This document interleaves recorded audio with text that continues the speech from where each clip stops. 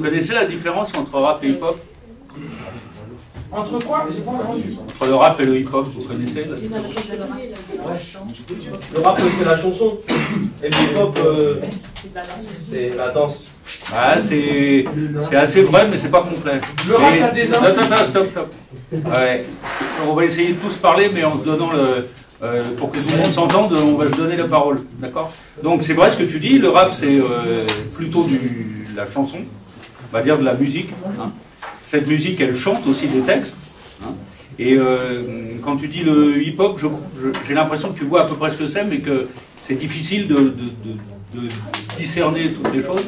En fait, est-ce que tu m'arrêtes si ce que je dis, c'est pas ça que tu penses? Est-ce qu'on peut dire est-ce que tu penses que le hip-hop, c'est non seulement le rap, mais aussi d'autres disciplines, d'autres formes d'expression, d'autres formes artistiques, comme la danse? C'est ça que tu voulais dire? Ouais, d'accord, on est d'accord. Alors, et puis, est-ce que vous voyez d'autres formes artistiques à l'intérieur de cette... On va dire que le hip-hop, c'est le gros sac, le gros ensemble, dans lequel il y a plusieurs arts séparés. Et dans ces arts, il y a la musique. On est tous d'accord que quand on écoute une chanson, on entend à la fois de la musique, et puis on entend des gens qui chantent. Donc ça veut dire que s'ils chantent des paroles, c'est-à-dire ils chantent du texte. Ce texte, il a bien fallu que quelqu'un l'écrive. Hein. Donc écrire un texte, ça s'appelle quoi comme art? Ça ressemble à quoi? Hein? Ouais, mais un truc plus global que ça. Quelqu'un qui écrit un texte court ou long, on appelle ça un écrivain. Hein, on appelle ça un écrivain. Donc quelqu'un qui écrit un roman, par exemple, on dit que c'est un écrivain, et quelqu'un qui écrit un texte court, un texte de chanson, par exemple, si c'est bien écrit, on dit que c'est de la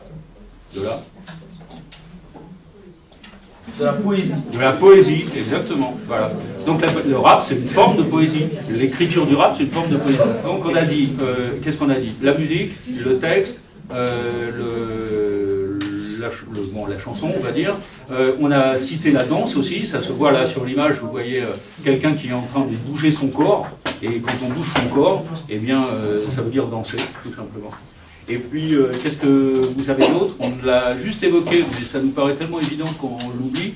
Il y a aussi quelque chose qui est de l'ordre ce qu'on va appeler les arts plastiques.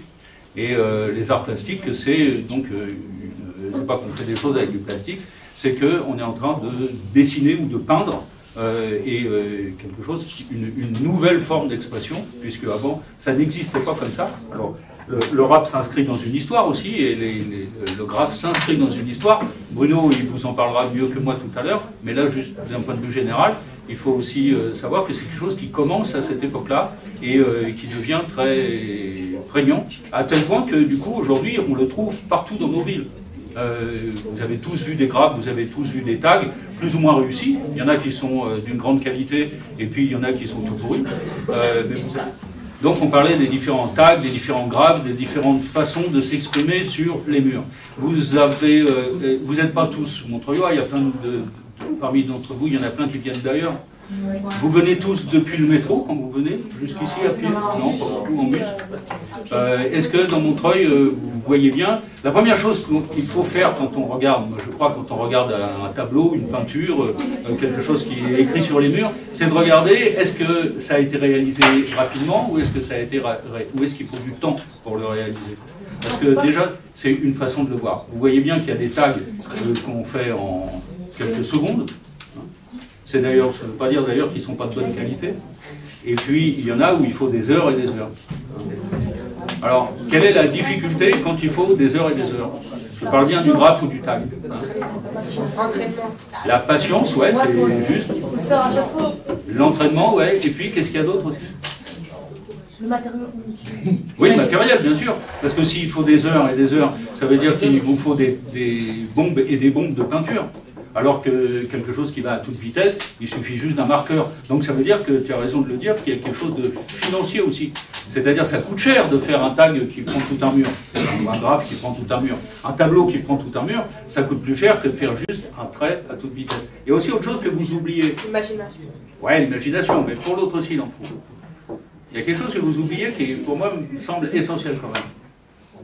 Alors peut-être c'est parce que c'est plus la même chose aujourd'hui qu'au début. Que le graphe, c'était pas un art. C'était C'était pas un art. Ouais, mais alors, ça, je trouve que c'est une bonne remarque. Le fait de dire que le graphe, à l'origine, c'était pas un art. Alors, ça, on va dire qu'on s'en fout complètement. Parce que ça veut dire qu'est-ce que c'est qui est de l'art, qu'est-ce que c'est qui n'est pas de l'art. Est-ce que, en gros, on est en train de dire qu'est-ce que c'est qui est beau, qu'est-ce que c'est qui n'est pas beau. Alors ça, n'importe quel artiste, il dira, j'en sais rien. Parce que... Pourquoi pour eux c'était pas de l'art? Parce que c'était pas quelque chose de... Je sais pas. De valoriser. Oui, tout à fait, c'était pas dans les musées. Maintenant, oui.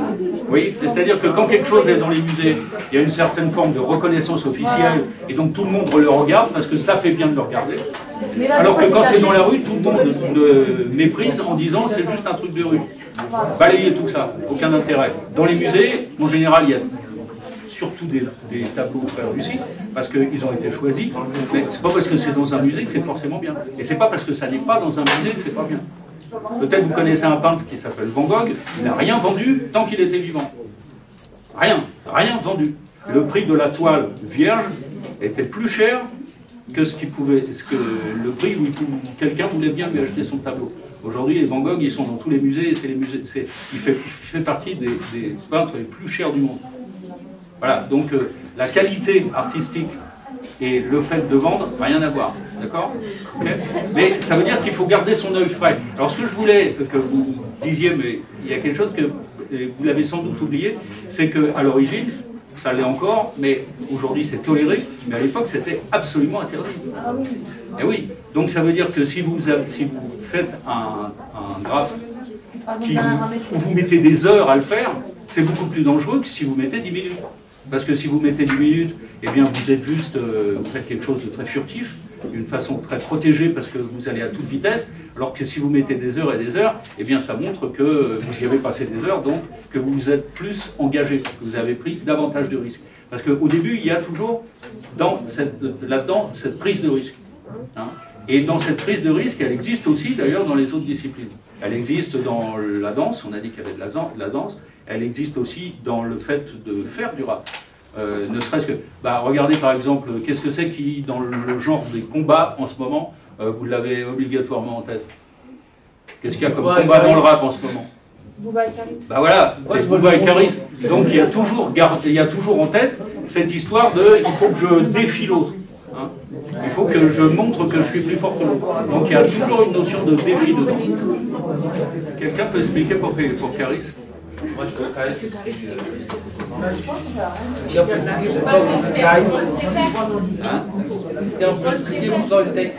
Oui, mais pourquoi? Non, mais très bien, c'est très respectable, mais pourquoi? Il faut toujours se demander pourquoi on préfère. Parce que c'est un meilleur artiste ou parce que...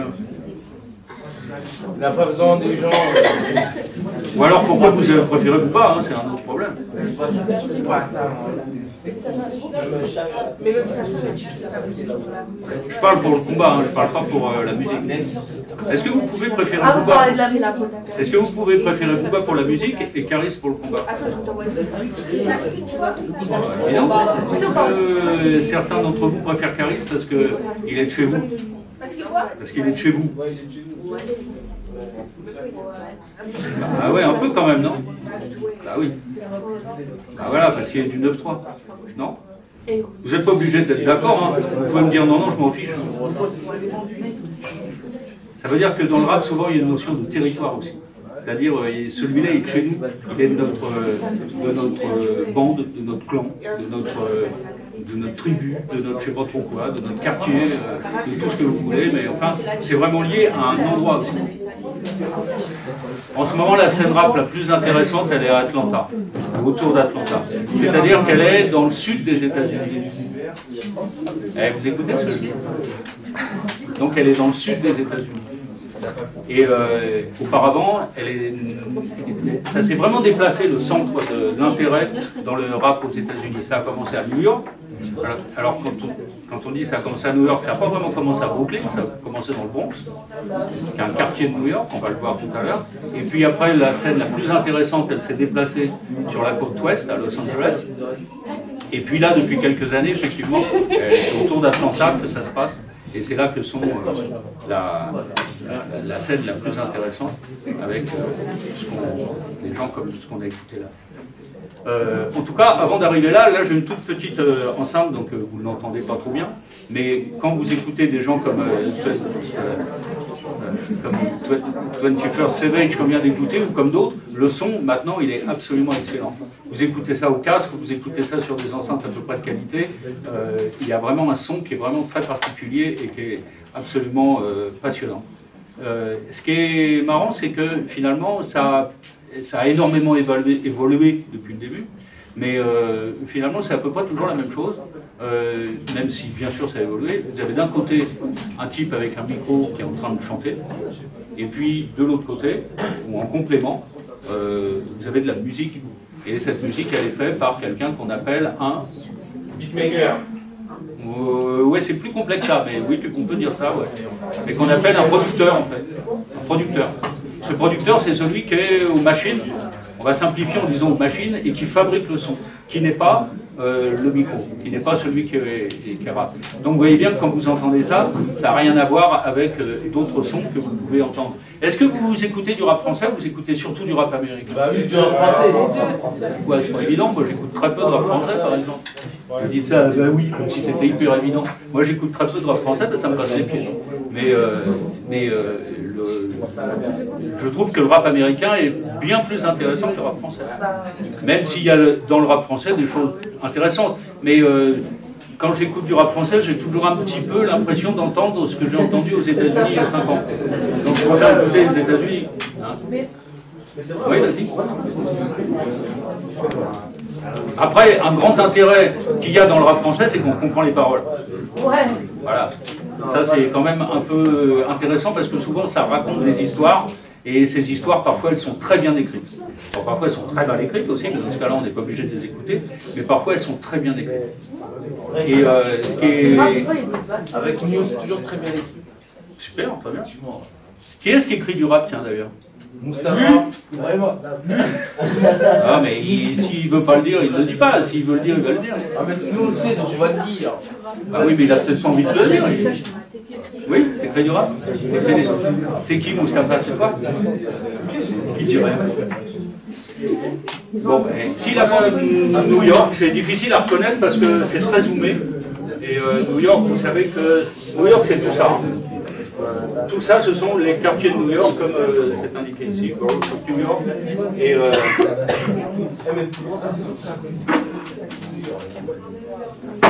Et donc, ici, vous avez la mer, puisque New York, vous savez que c'est sur la côte est des États-Unis. Très zoomé sur un quartier de New York. Mais écoutez, souvenez-vous que New York, c'est au bord de la mer et qu'on regarde vers l'est. C'est-à-dire quand on est à New York et qu'on se met au bord de la mer, on voit le soleil qui se lève sur la mer. Alors qu'en général, nous, quand on se met au bord de la mer en France, on voit plutôt le soleil qui se couche sur la mer. Et si on voyait très loin, en fait, on verra New York, parce que New York, c'est en face, c'est de l'autre côté de l'Atlantique. Quand vous traversez de l'Atlantique, c'est la porte d'arrivée par l'Europe. C'est pour ça que la plupart des émigrants venus d'Europe, eh bien, ils sont arrivés à New York. Pour la bonne raison que c'est juste en face. Quand vous pensez Los Angeles, c'est complètement de l'autre côté.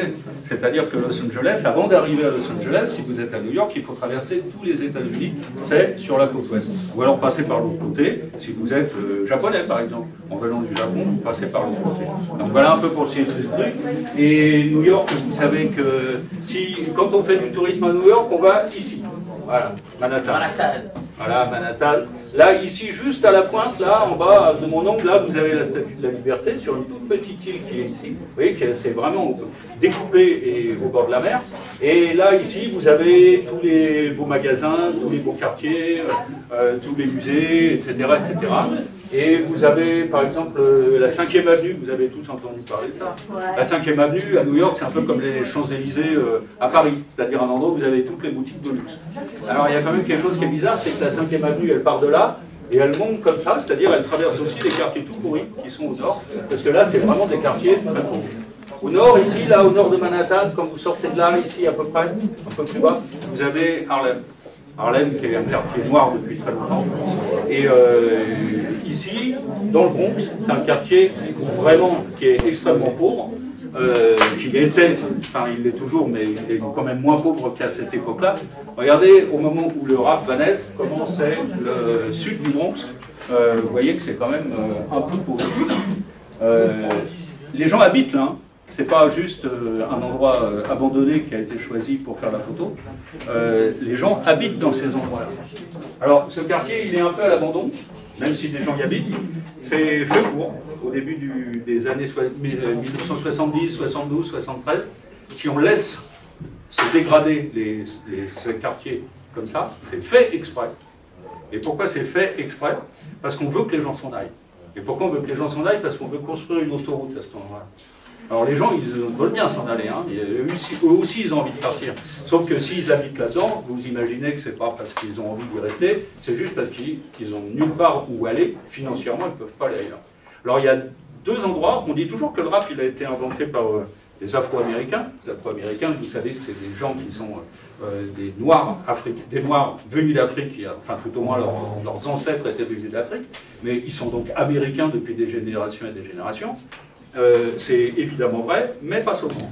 Parce que à cet endroit-là, vous avez deux populations qui habitent. Il y a quelque chose qui les réunit, c'est qu'elles sont toutes les deux complètement pauvres, mais il y a quelque chose qui les différencie, c'est qu'il y en a qui sont afro-américains, et il y en a qui sont plutôt ce qu'on appelle, non pas des noirs, mais des browns, c'est-à-dire des latinos. Par exemple, Spanish Harlem, c'est tout près. Et les gangs latinos et les gangs afro-américains sont très prégnants dans le quartier. Alors quand on parle d'un gang, un gang c'est évidemment quelque chose d'interdit et de violent et de voyou, mais pas seulement. C'est-à-dire que dans ces endroits-là, un gang c'est aussi quelque chose qui vous protège quand vous êtes un enfant par exemple. Parce que dans le gang, il y a quelque chose qui est un peu de l'ordre de la famille aussi. Et vous êtes protégé par le gang quand vous avez 6 ans et que vous êtes livré à l'abandon. Ça vous donne une forme de structure sociale. Et c'est aussi pour ça que les gangs sont si puissants. Ouais. Vous êtes déjà allé là-bas? Oui. Alors c'est plus comme ça. Hein, parce qu'à cette époque-là, j'aurais pas pu y aller. Hein. Parce qu'à cette époque-là, on ne rentrait pas dans ces quartiers-là si on n'était pas du quartier. Maintenant, ça a changé quand même. C'est toujours pauvre, mais c'est déjà nettement moins dangereux. Et c'est quand même nettement moins pauvre. Et aujourd'hui, New York est beaucoup plus sûr qu'il l'était à l'époque. Aujourd'hui, à New York, vous prenez le métro, ou une jeune fille prend le métro à n'importe quelle heure sans problème. Ce qui n'était évidemment pas trop le cas à l'époque.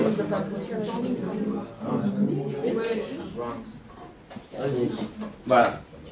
Donc voilà dans quel environnement vous avez des jeunes enfants qui vont apprendre à vivre en fait. Alors vous voyez l'état de délabrement des habitations et vous voyez qu'ils sont en train de faire des sports de rue. Alors des sports de rue c'est le basket par exemple. Alors, le basket parce que par terre c'est de l'asphalte pour faire rebondir le ballon, ça va. Ou alors le baseball aussi. Vous voyez, il a une batte de baseball à la main. Donc, vous reconnaissez New York, qui est une ville. Voilà. Donc, vous voyez, si je vous ai pris cette photo-là, c'est justement parce qu'elle réunit les deux populations dont je vous parlais tout à l'heure. Un petit black et un petit latino. Vous voyez. Donc, c'est ces quartiers, c'est eux qui vont inventer le rap, en fait. Avec et alors, qu'est-ce que ça va être, cette façon d'inventer le rap? Comment ça va se faire? Ils ne vont pas se dire qu'on va inventer quelque chose de nouveau. Ils vont juste se dire, attendez, je vais aller un peu plus loin, ils vont rien se dire du tout. Ils vont commencer à faire quelque chose pour s'amuser. Et plus que pour s'amuser. Celui-ci, il est là, il s'appelle Kool Herc, ou plutôt il s'appelle pas Kool Herc, il va prendre ce nom d'emprunt. Et il est dans le rap, on aime bien se choisir un pseudonyme. Vous savez ce que c'est un pseudonyme? Ouais, vous savez? Quelqu'un me le dit? Ou nous le dit plutôt? Oui. Comment? Un surnom. Un surnom, ouais, très bien, ouais, c'est ça, c'est un surnom. C'est-à-dire, je décide que mon surnom, ça va être. Lui, il a décidé de s'appeler Kool Herc.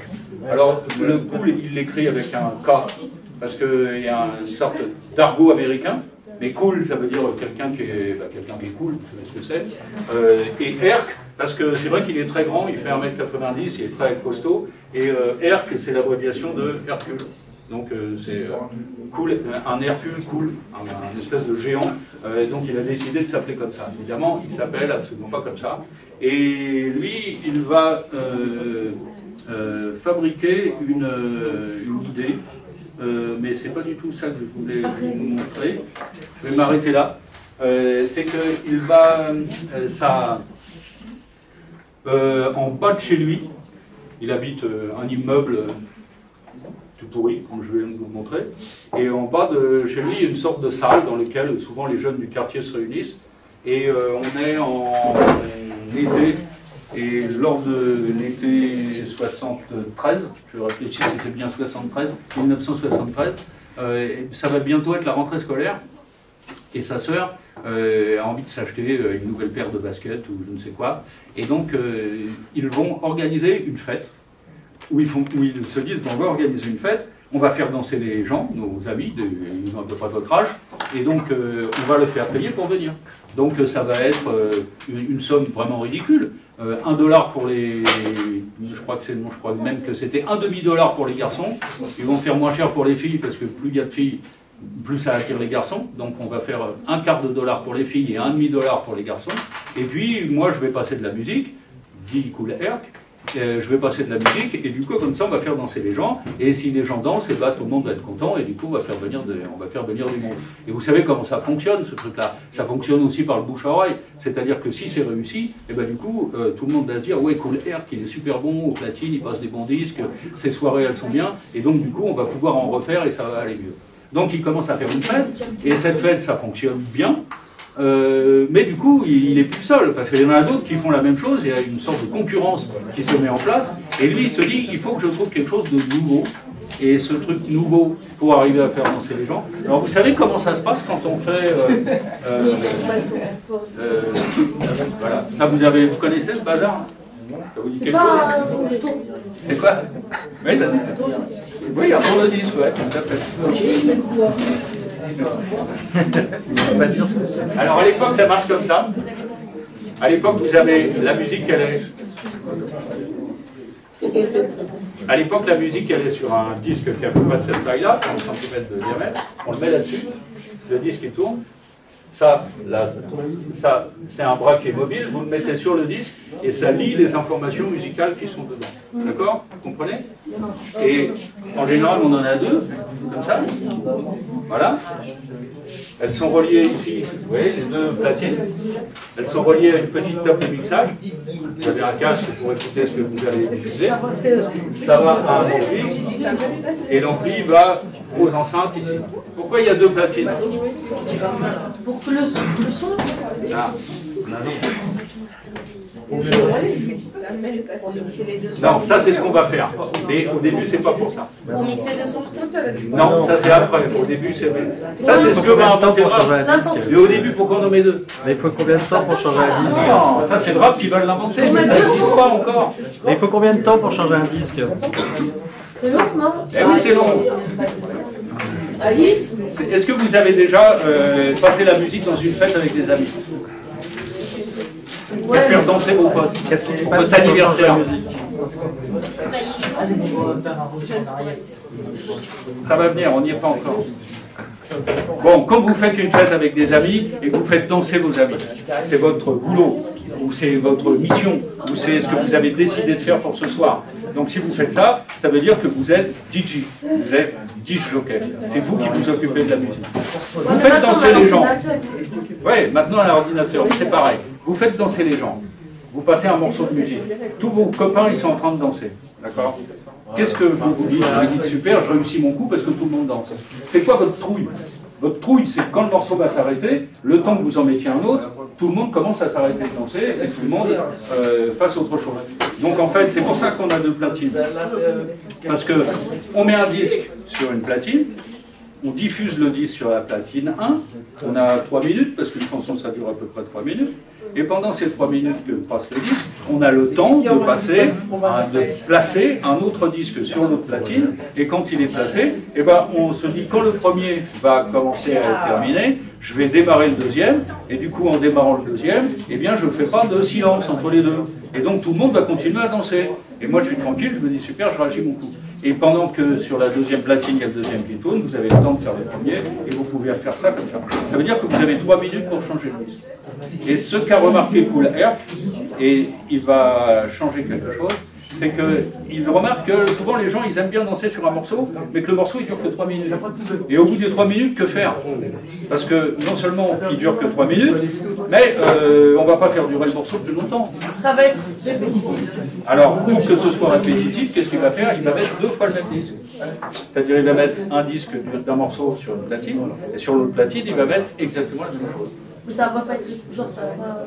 Oui, ça va être répétitif, mais ça va même être encore plus répétitif, c'est qu'il va même saucissonner le morceau. Il va en prendre juste un bout. C'est-à-dire si au milieu du morceau, il y a un endroit où les percussions sont vraiment très en avant et que c'est très percussif, justement, et ben, ce qu'il va faire, c'est qu'il va passer ce petit morceau. Bah, quand il voit que ça énerve les gens, il arrête, il passe à autre chose.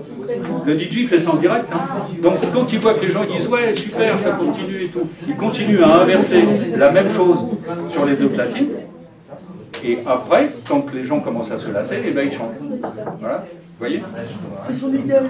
C'est son idée à lui.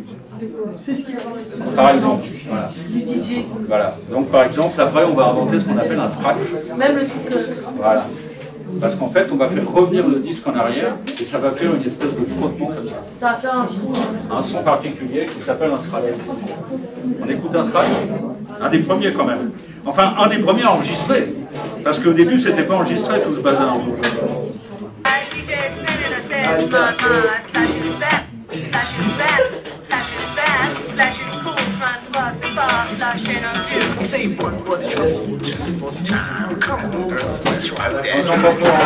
Pas très fort. Ça, c'est fabriqué qu'avec des bouts de disque en fait. Donc vous prenez des bouts de disque, vous prenez des bouts de musique et vous les collez ensemble pour faire une nouvelle musique. L'avantage de ça, c'est quoi? Eh bien, un des avantages de ça, c'est que vous êtes en train de faire une musique sans instrument. Bien, donc ce que je vous expliquais, c'est ça, c'est que au début, ces jeunes pauvres, ne l'oublions pas, ils ont envie de faire de la musique, mais ils n'ont pas d'instrument. Et donc, comme ils n'ont pas d'instrument, et ben, sans s'en rendre compte, ils sont en train de trouver un moyen pour faire de la musique sans instrument, avec juste du matériel d'écoute. Alors, encore une fois, ils ne se sont pas dit « je vais faire ça », juste ils l'ont fait. Et au début, si on leur avait dit « vous êtes en train d'inventer une musique sans instrument », ils nous auraient rigolé au nez en disant « je ne sais même pas de quoi tu me parles ». Mais finalement, c'est quand même ça qu'ils ont fait. Et en fait, ils fabriquent des nouvelles formes, des nouvelles chansons, des nouveaux morceaux, avec des bouts de morceaux déjà existants. C'est exactement... Ça s'appelle un collage, et ça, vous trouvez ça en peinture aussi. Il y a des gens qui ont fait des tableaux uniquement en faisant des collages, en découpant des magazines, par exemple.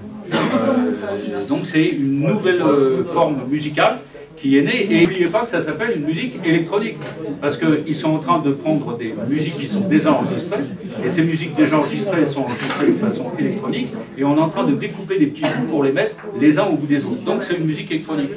Ces musiques électroniques, elles vont rester séparées pendant très longtemps, parce que d'un autre côté, vous allez avoir par exemple des choses qui s'appellent la house, ou qui s'appellent la techno, ou qui s'appellent sous le grand vocable de musique électronique ou d'électro, qui va évoluer d'une façon complètement parallèle. Et à un moment, il n'y a pas si longtemps que ça, c'est-à-dire vers la fin des années 90, ça va se rassembler, ça va se retrouver.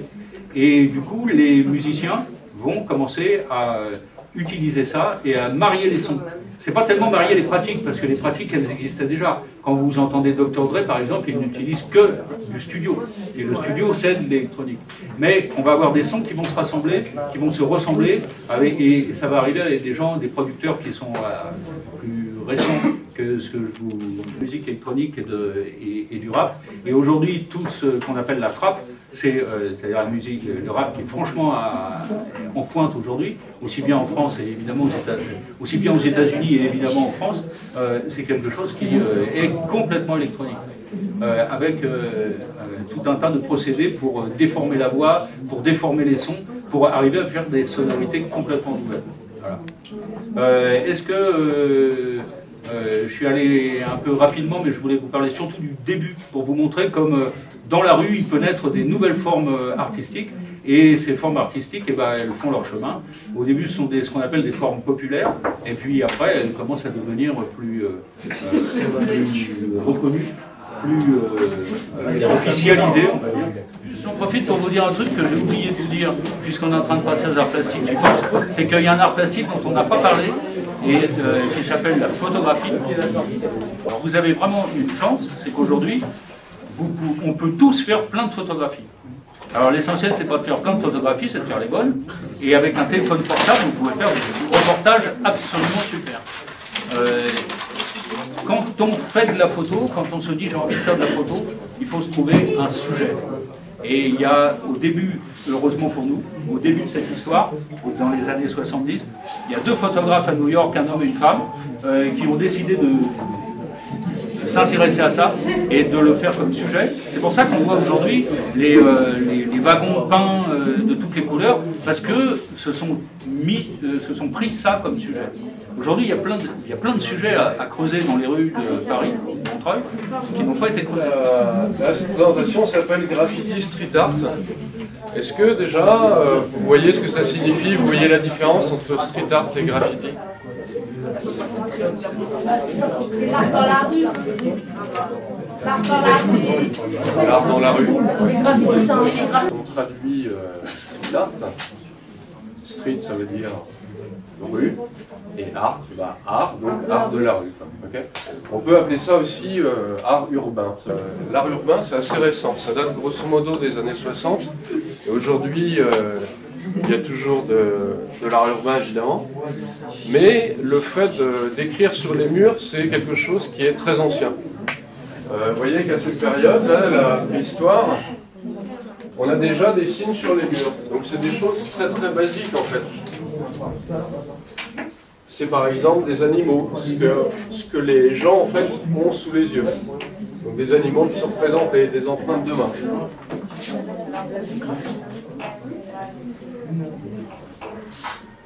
À la période de l'Antiquité, donc c'est pareil, c'est très très vieux, il y a aussi des gens qui vont graver ou tracer des choses sur les murs.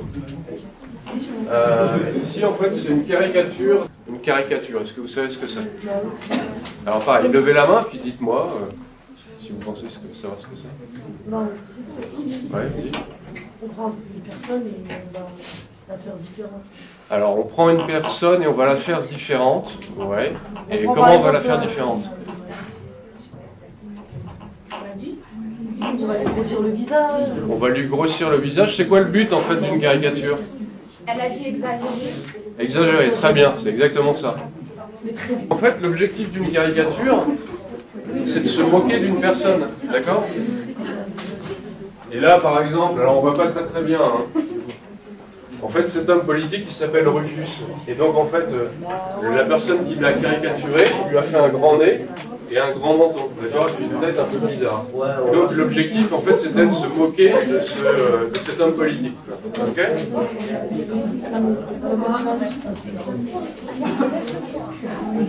Alors, là, on se rapproche, on fait des sauts, vous voyez, dans le temps.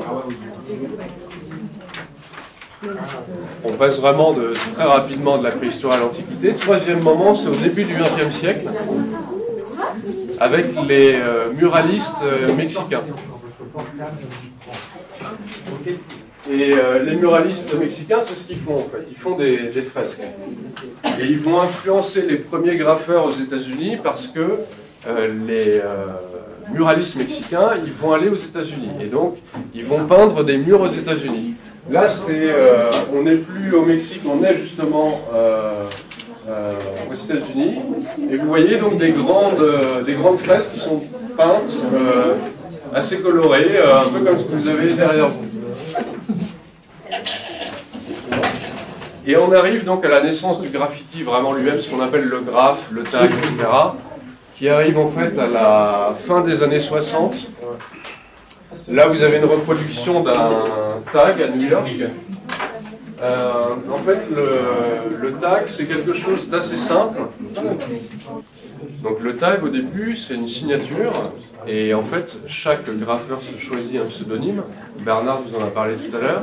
Un pseudonyme, donc c'est pas votre vrai nom. En fait, c'est un nom qui vous plaît. Et en fait, le tag, donc c'est juste cette signature avec ce pseudonyme. L'intérêt d'un pseudonyme, c'est qu'on va vous reconnaître dans la rue. Vos copains, par exemple, connaissent votre pseudonyme, mais par contre les autorités ne savent pas, ne connaissent pas votre réelle identité, d'accord? Comment? Évidemment, comme c'est interdit, il vaut mieux que la police ne vous reconnaisse pas, d'accord? Le tag, comme la calligraphie, en fait, c'est du dessin et c'est de l'écriture, puisque vous écrivez en fait votre pseudonyme, d'accord? Sauf que la différence, c'est que le tag, il est écrit de gauche à droite, alors qu'ici, la calligraphie, c'est plutôt un mouvement de haut en bas, d'accord? Mais c'est à peu près le même principe. Un des premiers graffeurs, en fait, il s'appelle Taki 183. Donc là, vous pouvez voir son tag. Et comment vous diriez? Est-ce que c'est compliqué? Non, c'est facile. C'est très simple, hein, d'accord? Le tag qui est à droite, en fait, c'est fait au marqueur, et n'importe qui peut le faire. Les débuts du graffiti, c'est vraiment quelque chose de très simple. C'est son pseudonyme, en fait, qui est répété, alors à l'encre ou au marqueur. Ici, vous voyez Taki 183, qui est avec une bombe, et donc qui est en train de taguer son pseudo. Avec ça. Taki, comment? Avec son numéro de. Avec son numéro de rue, tout à fait, je vois que tu es en train de lire le texte qu'il y a derrière.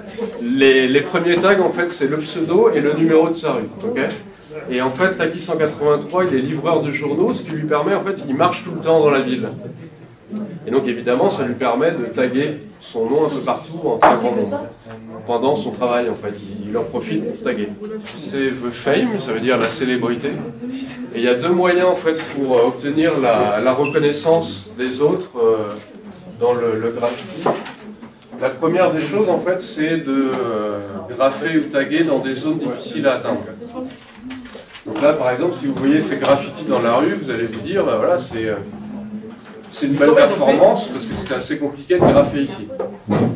À votre avis, le deuxième élément qui va faire que vous allez devenir célèbre, en graffant ou en taguant? De marquer son nom. Marquer son nom, mais... C'est initial. Comment? C'est initial. Parce que marquer son nom, ce serait bête. Ouais. C'est interdit. Mais alors, si tu mets juste une fois ton nom, est-ce qu'on va te repérer? Bah, si on met le même initial à chaque fois, je pense que c'est... Alors, à chaque fois, donc ça veut dire quoi quand tu dis mettre ses initiales à chaque fois? Bah, mettre, je sais pas, moi, genre une signature qui se ressemble à chaque fois. Voilà, alors, ça, ok. Et du coup, on va te reconnaître, et du coup, on va te repérer. Donc, en fait, ça veut dire que tu répètes ton tag. Et donc, la deuxième possibilité pour être célèbre quand on fait du graffiti, au début en tout cas, c'est pas forcément de faire des choses très belles, c'est de répéter le tag. Le tag, au début, c'est pas particulièrement beau. Taki 183, vous m'avez dit tout à l'heure, c'était super facile à faire. Avec un marqueur, vous écrivez un nom et votre numéro de rue. Il n'y a pas de qualité artistique particulière. Et là, vous voyez encore Taki 183, donc il a répété son tag un peu partout. Vous avez un wagon de métro à gauche et puis plusieurs murs. Il n'y a rien de particulièrement artistique au tout début, c'est pas très très beau, d'accord? Mais il va être célèbre, Taki 183, parce qu'il tag partout, d'accord? Et donc il est repéré par les gens. Et puis il y a un autre moyen aussi pour être repéré. C'est interdit par la loi, ça, monsieur? Oui, c'est ce qu'on appelle, comment on appelle ça? Quelque chose qui est interdit par la loi. Dégradation du matériel. Dégradation du matériel. Interdit par la loi, c'est Prohibé. hors la loi, d'accord? Prohibé, ouais. Ou illégal, quoi, d'accord? Ouais. Donc évidemment, c'est pour ça que tu as un pseudonyme, d'accord? Parce que si tu te fais avoir par la police, tu vas avoir des amendes. Là, vous voyez qu'il y a, en fait, Taki 183, il a tagué sur des murs, mais il a aussi tagué sur un wagon de métro. Et à votre avis, quel est l'intérêt de taguer sur un wagon de métro? Bah, vu qu'il y a des gens qui viennent prendre le métro, bah, ils reconnaissent. Ouais, c'est vrai. Donc déjà, on est très nombreux à prendre le métro. Si vous prenez le métro à 8h à Mairie de Montreuil, vous allez voir, ça va être blindé de monde parce que les gens vont travailler. Il y a d'autres gens qui viennent de Paris ou d'ailleurs et qui arrivent à Montreuil pour travailler. Donc effectivement, il y a plein de monde. Ça, c'est une première raison. Mais si tu prends le métro à Mairie de Montreuil, par exemple, tu peux aller jusqu'où? Pont-de-Sèvres. Ouais. Donc tu traverses quoi, en fait? Paris. Tu traverse tout Paris. D'accord? Et donc, si tu fais un tag, alors je te parle à toi parce que c'est toi qui me... Tout Paris, quoi. Comment?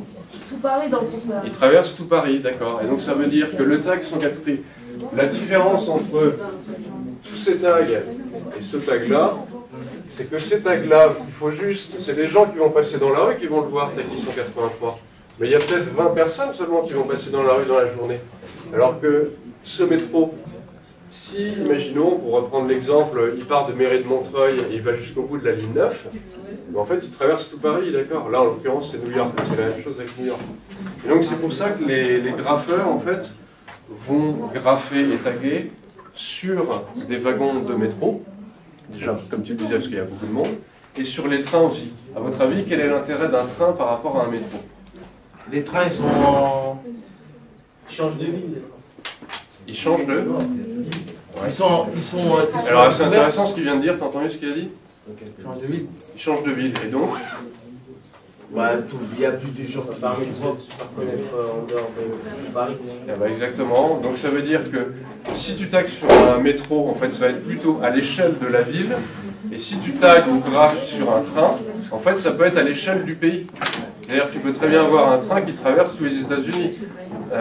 Si tu prends, par exemple, un wagon qui part de Paris et qui va jusqu'à Rennes, les gens qui habitent à Laval et au Mans, qui sont deux villes entre Rennes et Paris, vont voir le terme en fait pour parler d'un wagon repeint. Là donc vous voyez c'est évidemment plus c'est grand mieux ça se voit puisque le train quand même il avance, il n'est pas toujours il est à l'arrêt à la gare mais sinon il est en mouvement, donc il faut quand même que ce soit grand et que ce soit visible. Donc il y a des wagons complets qui sont repeints qu'on appelle les end-to-end trains ou qui sont recouverts aussi de haut en bas. Est-ce qu'on fait ça aussi?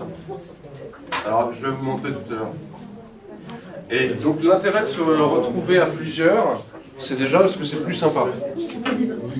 C'est plus Et divertissant. après, on va mettre chacun de... En fait, les graffeurs se retrouvent donc en crew, c'est des petites équipes, et donc c'est plaisant de se retrouver entre amis. Chacun de différents styles. Alors, il y a ça. L'intérêt aussi d'être en groupe, Ouvrir des plus grandes surfaces. c'est de...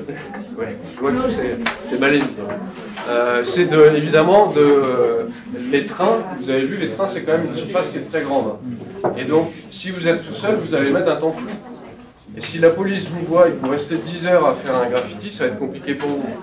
Donc évidemment, si vous êtes en groupe, là vous allez aller plus vite. D'accord? C'est pour ça que les graffeurs se retrouvent pour faire du graphe et aussi pour faire des battles, c'est-à-dire comme des battles en rap, c'est-à-dire des défis entre eux. Donc un coup, c'est ce que vous disait Bernard tout à l'heure, en fait, ça peut réunir des graffeurs, des danseurs et des graffeurs, des danseurs et des rappeurs. Et là, vous avez donc une image de ce qu'on appelle une block party. Donc c'est une fête en fait dans un quartier avec, vous voyez ici, les DJ qui sont en train de mixer. On retrouve ici les deux platines et puis les enceintes qui sont là. En fait, le mouvement hip-hop au début et donc le mouvement du graphe, puisque c'est lié au mouvement du hip-hop, va utiliser la ville en fait comme une sorte de terrain de jeu. Le mur, en fait, il n'y a pas de toile. Une toile, ça coûte cher, il faut l'acheter. Le mur, en fait, devient comme une toile. La rue devient une sorte de salle de concert. Là, vous voyez que, en fait, c'est toujours une block party. Vous avez le sound system ici, des grosses enceintes, un danseur ici, et des tags sur le mur. Et ça, donc, c'est dans le quartier du Bronx à New York. La photographie est prise par Henri Chalfant, c'est un photographe qui est assez connu pour justement avoir documenté toute cette période des débuts du hip-hop aux États-Unis. Et à votre avis, quel est l'intérêt, enfin pourquoi faire un concert dans la rue, pourquoi danser dans la rue et pourquoi, plutôt que de s'acheter une toile, peindre sur les murs? Une toile, Montrer tu la son art. regardes et c'est... Montrer son art en public. Alors, Qui vient, il voit. ouais, effectivement, si tu fais un graffiti sur un mur, il va être vu par tout le monde, alors que si tu fais une toile et que tu la gardes chez toi, personne ne... En tout cas, c'est plus compliqué de la voir. Ok? Mais au tout début, pourquoi peindre sur un mur? Vous savez combien ça coûte une toile, par exemple? Entre 10 et 15 000 euros. Avant que tu la fasses. Ah, Si tu l'as fait, que tu la vends 10 et 15 000 euros, c'est bien. C'est cool. continue. Oui, continue, oui. Mais avant que tu la peignes, quand tu l'achètes, si tu veux blanche, tu vois. Ah, Est-ce que vous avez une idée de combien ça coûte? 5 euros, bah, 100 euros. Combien? 5 euros. Alors tu peux en trouver pas des 5 euros. petites. Tu peux en trouver des petites à 5 euros. Petit. Mais tu vas avoir une petite toile comme ça. Si tu veux une toile plus grande, ça peut être assez cher en fait. 100 euros. Alors peut-être un peu moins, mais en tout cas tu peux en avoir à 50 euros par exemple. Tu vois. Et donc si tu veux faire beaucoup de peinture, ça va te revenir assez cher. Donc en fait les blocs parties, donc les fêtes dans la rue comme ça, c'est tout simplement que les gens qui font ça, ils sont pauvres. D'accord? Ils n'ont pas forcément les moyens d'acheter des instruments, et donc ils ont des platines, et donc ils jouent des disques.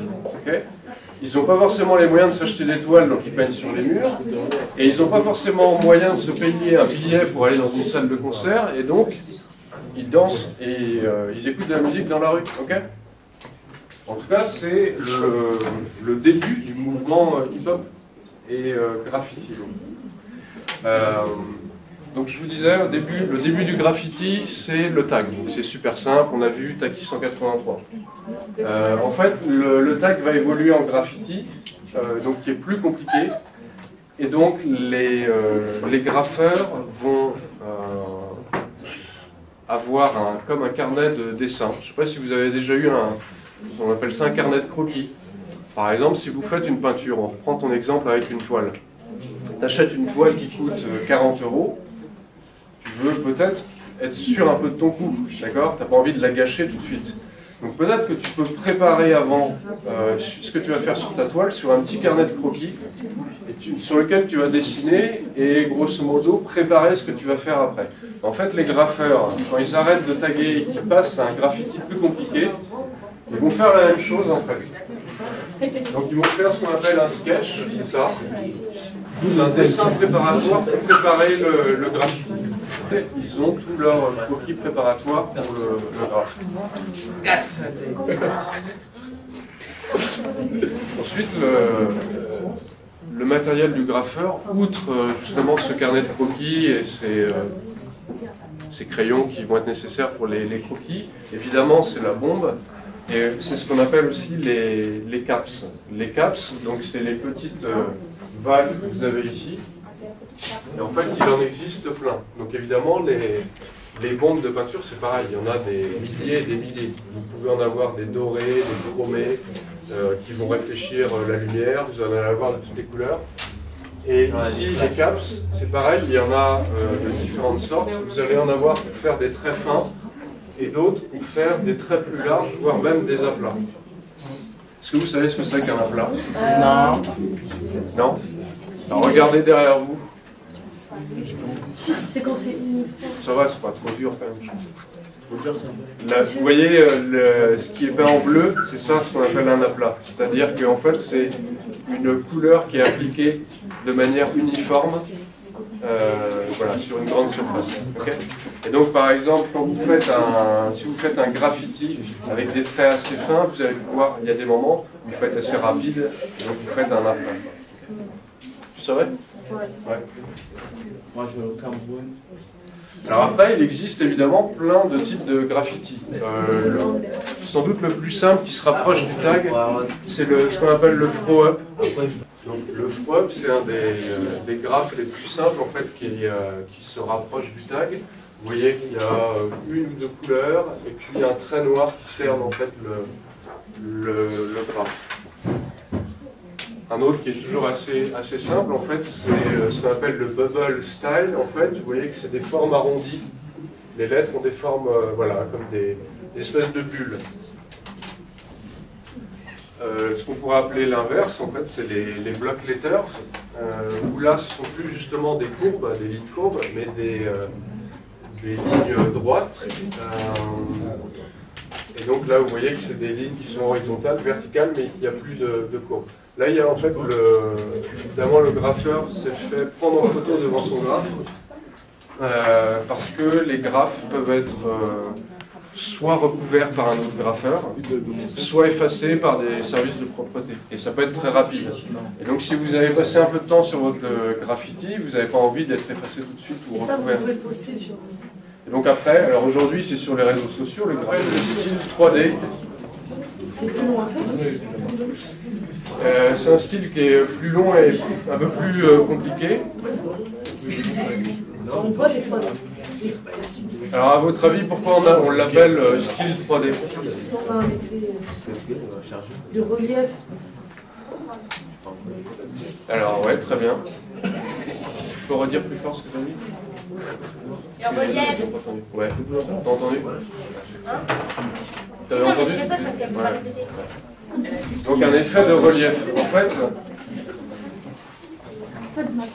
le mur, il a combien de dimensions là?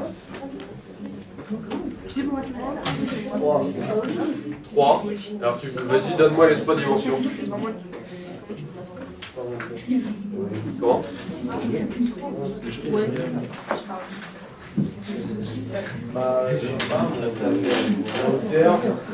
La largeur, la profondeur. Ouais, très bien. Il a une profondeur, il a une épaisseur. Il y a du béton qui a une épaisseur sur un mur. Sauf que, je suis d'accord avec toi, sauf que pour le graffeur qui va peindre dessus, il ne va pas peindre dans la profondeur, tu es d'accord? Donc pour lui, ce mur en fait se réduit à 2 dimensions. C'est-à-dire la hauteur ici et la largeur, ok? Il n'a pas la profondeur pour lui. Donc justement, pour faire croire à ce que tu as dit, c'est-à-dire la profondeur, il va utiliser ici ce qu'on appelle des lignes de fuite en fait.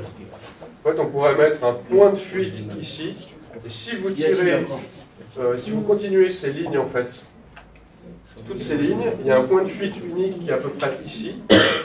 Et en fait, ils nous font croire que les lettres, comme si elles surgissaient du mur, d'accord? Et comme s'il y avait 3 dimensions. Et donc là, le graffeur, ce qu'il a essayé de faire, et ce que font les graffeurs qui font ce qu'on appelle un style 3D, ça veut dire 3 dimensions, l'idée, c'est de nous faire croire qu'en fait, c'est profond. D'accord? Il y a une profondeur. Donc là, évidemment, ça, c'est beaucoup plus technique. Quand on compare à ce qu'il y avait tout à l'heure, le Taki 183. Avec ça, on utilise la bombe. Ça, c'est fait à la bombe, ouais. Alors après, pour avoir, tu vois, qu'il y a ici, il y a des... C'est pareil, il y a, pour faire croire à la profondeur, il y a un dégradé. Ce qu'on appelle un dégradé, c'est de même couleur.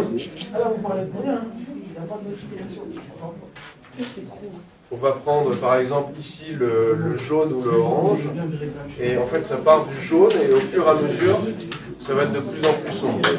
Et donc du coup, voilà, ça donne un effet de profondeur aussi.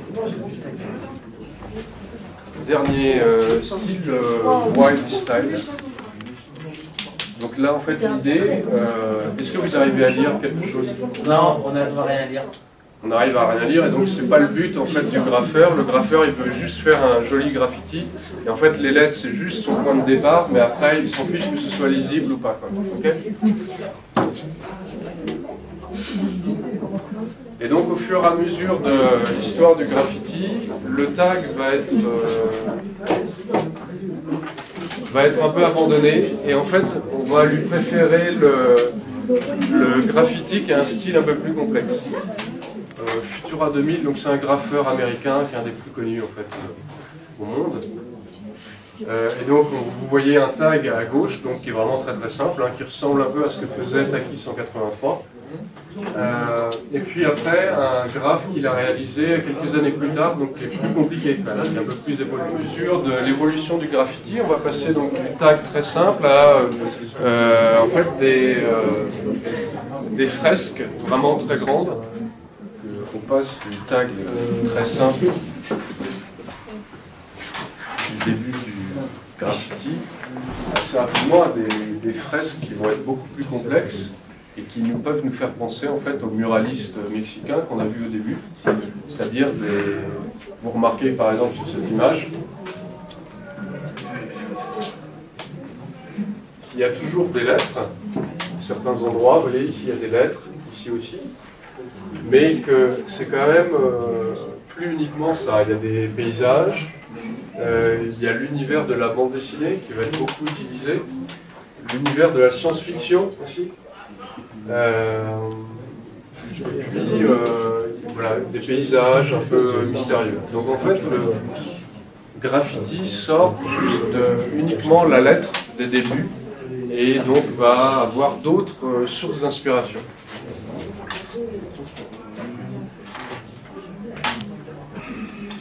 Donc le graphe va être présent énormément sur des souterrains du métro à New York au toit. Donc là vous voyez ici en fait des toits à New York et donc qui dominent la ville et donc qui sont visibles de très loin. Les souterrains également sont intéressants parce qu'il fait sombre et donc par exemple ce type de graphe qui s'appelle un chrome, en fait, quand ce graphe est éclairé, il ressort en fait. Voilà, il capte la lumière et il se voit dans le souterrain. Ce qu'il y a de particulier par rapport à ce que je viens de voir, ça reprend en fait le tag du début, c'est-à-dire une forme très simple, d'accord ? Comme ce que faisait Taki 183.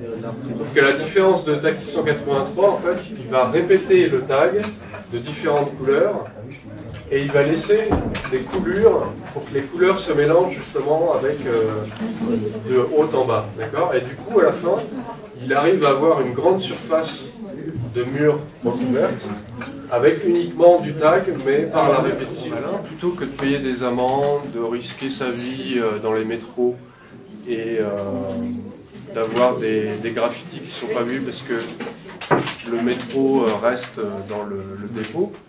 Il y a une autre solution, c'est qu'en fait, vous allez proposer vos services à des gens et non seulement vous n'allez pas payer des amendes, mais en fait, on va vous payer. Et effectivement, ça peut être tentant. Et donc, il va y avoir plein de graffeurs et d'artistes urbains qui vont travailler, qui vont proposer leurs services, ou qui vont travailler. Donc, ça peut être une devanture de magasin, une pochette de disque, ou un skate. Voilà. Donc, il y a plein de possibilités. Donc là, sur la devanture du magasin, c'est un bien, et donc privé. C'est le commerçant qui est propriétaire de ce magasin. Et là, il ne se fait pas vandaliser, en fait. Il va demander un service au graffeur, et le graffeur va lui réaliser une pièce. Et donc, il va le rémunérer pour ça. Vous voyez qu'on n'est pas du tout dans la même logique du graffiti qu'on appelle le graffiti vandal, en fait, du début, où là, c'était, peu importe si ça m'appartient ou pas, je m'en fiche, d'accord ? Il y en a à Paris, en fait, il y a des spots aussi légaux. Il y en a un, par exemple, qui s'appelle le Mur modulable urbain réactif, c'est à Paris. Et puis sinon, il y a des festivals dédiés de graffiti, quoi. Alors, dans le milieu de l'art, il y a d'autres artistes qui vont être des graffeurs aussi, et qui vont faire de l'art, qui font les deux. Il y en a un qui est très connu, qui s'appelle Jean-Michel Basquiat. Et lui, son pseudo, c'est Samo, c'est-à-dire Sam Olchi. Toujours la même chose, rien de neuf. Lui, c'est une figure, Jean-Michel Basquiat, qui est vraiment intéressante, parce qu'à l'époque, dans l'art, là ça s'appelle l'art moderne, en fait, dans l'art, il n'y a pas d'artiste noir. Dans la musique, il y a des artistes noirs, il y a des artistes en blues, en jazz, en rap. Mais dans l'art moderne, il n'y a pas d'artiste noir, et Jean-Michel Basquiat va être un des premiers très connus et très jeune. Vous voyez que là, il a une vingtaine d'années, quoi, d'accord ? Et lui, ce qui est intéressant avec lui, c'est qu'il est très intéressé, il a vraiment un champ de possibles très large. Il est intéressé par plein de choses. En fait, il ne s'interdit pas d'être intéressé par des choses. Okay ? Il a un horizon qui est très large. Tu parlais tout à l'heure de, je ne sais plus, 10 000 euros, un truc comme ça. Jean-Michel Basquiat, ça vaut des millions de dollars en fait aujourd'hui. $1 million, c'est comment? Et là, vous voyez qu'évidemment, il y a un rapport avec le tag du début, une petite écriture. Là aussi. Ça, c'est une toile de Jean-Michel Basquiat. Et en fait, on a l'impression que c'est un mur et qu'il y a plein de graffitis, en fait, que plein de graffeurs ont intervenu sur le mur, d'accord? Et qu'il y a plein de dessins différents, d'écritures différentes. En fait, c'est le même artiste qui a fait ça, c'est Basquiat, et voilà, qui est inspiré donc directement par le graffiti. Son rapport avec le graffiti, je vous disais que les graffeurs tout à l'heure le graffent sur les murs par exemple. Et Jean-Michel Basquiat, lui, il peint, d'habitude on peint sur une toile. Et Jean-Michel Basquiat, lui, il va peindre sur plein de choses différentes. Il va peindre sur des planches de bois, sur des bouts de mur, parfois sur des toiles aussi, mais voilà, il ne se limite pas à un seul support. Il va parler des Noirs, en particulier des boxeurs et des jazzman. Et là, donc, vous voyez, il leur met une couronne de rois, il les présente comme des rois, parce que pour lui, ce sont des rois. C'est-à-dire, en fait, ce sont des Noirs qui sont autre chose que ce qu'avaient prévu les Blancs pour eux, c'est-à-dire des descendants d'esclaves aux États-Unis, d'accord? Voilà. Et ceux-là, eux, ils se unissent à autre chose. En France, grosso modo, le graffiti arrive dans les années 80. Vous êtes né avec Internet, je pense, non? Vous êtes né, Internet existait déjà. Vous avez toujours connu Internet? Ouais. Dans les années 80, il n'y a pas Internet. Et donc ça veut dire que les choses se partagent beaucoup plus lentement. Et grosso modo, vous, ça vous paraît peut-être bizarre que le graffiti ne soit pas connu immédiatement entre États-Unis et Paris. Parce que vous pouvez découvrir aujourd'hui avec Internet quelque chose, un mouvement musical ou peu importe, un clip qui vient des États-Unis, vous pouvez le découvrir une heure après le fait qu'il soit posté sur le net. Alors qu'à l'époque, il n'y a pas Internet et donc c'est plus compliqué d'avoir des informations sur ce qui se passe aux États-Unis. Grosso modo, là, ça fait 20 ans en fait, le temps qui s'est passé entre le début, un peu moins peut-être, le début du graffiti aux États-Unis et la réception en France. En fait, c'est passé par toujours ce fameux Futura 2000 là, qui est venu en France et du coup qui a popularisé le graffiti. Et un mouvement inverse, donc un artiste français, un graffeur français qui s'appelle Bando. C'est à Montreuil, on est plutôt gâté parce qu'il y a pas mal de graffiti, il y a le street art. Le street art, c'est quelque chose qui est plus varié, où on n'a pas seulement des lettres, il y a aussi d'autres interventions dans la rue.